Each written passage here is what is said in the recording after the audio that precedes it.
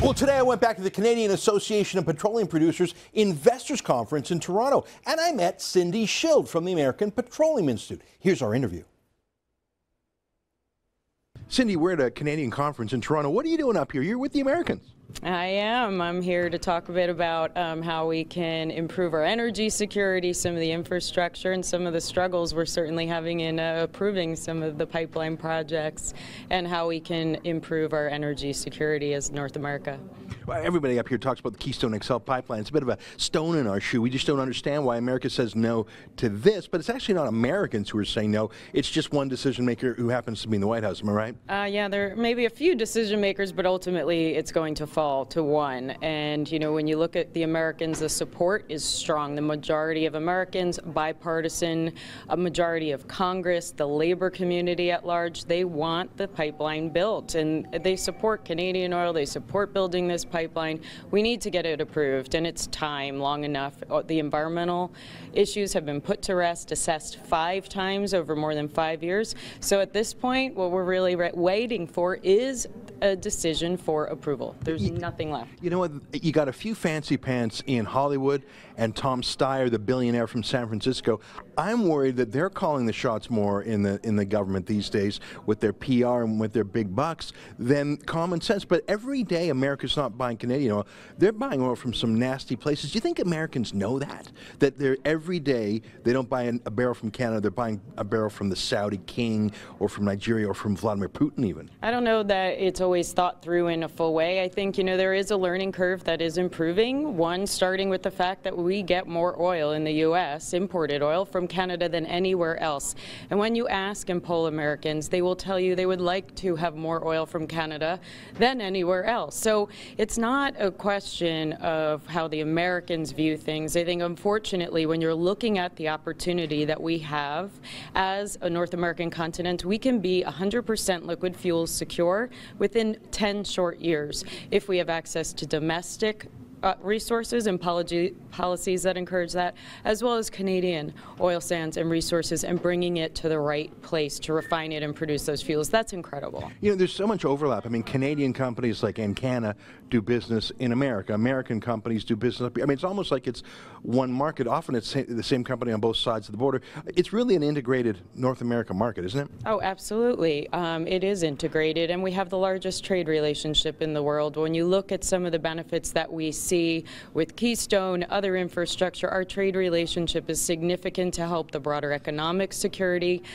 For every dollar an American spends on Canadian goods and services, this includes oil, it is a return of about 90 cents on the dollar. That's significant. So you can debate jobs numbers, even though pipelines, they are a job creator if we're looking at that from an infrastructure side.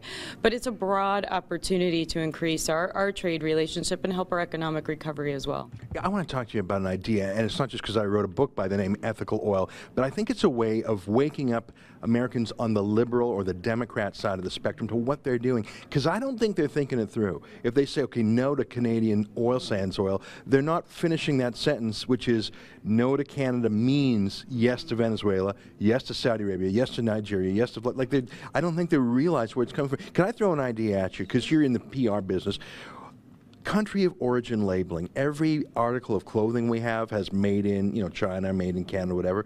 Everything in Walmart, everything in Toys R Us, we know where it's from. And so if you don't want to buy something made in Saudi Arabia, you don't have to. But we don't have that in gas pumps. What do you think if in, you know, the fanciest San Francisco neighborhoods or the fanciest Hollywood neighborhoods, we had country of origin labeling on the gas pump? So Neil Young, the rock star who craps on our oil sands, or James Cameron or Daryl Hannah, when they're fueling up, they can make a choice. Okay, no oil sands oil, fine. Which do you prefer, your Saudi oil or your Vladimir Putin oil? Because you got it. What do you think of country of origin labeling for oil? I have a few things. First, I'm not sure if you've seen a U.S. gas pump in a while. There's a lot of information on there. You got to find room for it. That aside, just joking aside, the challenge there is that oil, especially the products, are fungible commodities. So we talk about that also when there's been some attacks against oil sands, why it's so difficult to say or pinpoint the regulations that may be applied to an oil sands derived crude versus others. It's not as possible because they are all shipped in the same pipelines. They are refined in the same refineries, so it's not that one type of crude oil ends up producing one type of crude. You're right. I mean, oil can be mixed. That's a blessing and a curse, I suppose. I would like to start to take back the word oil sands in a positive way. It's not something to be ashamed of.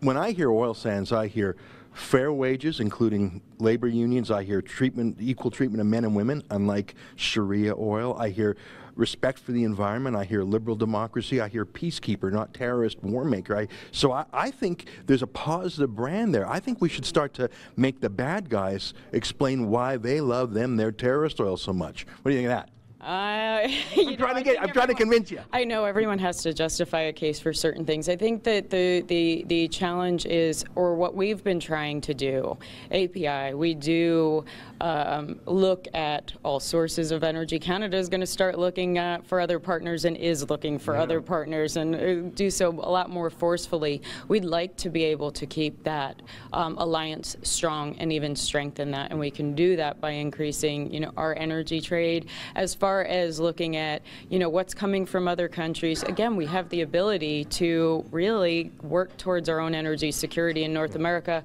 which could make some of that moot. I mean, and that's an amazing opportunity. Cindy, thanks so much for your time today. Thank you.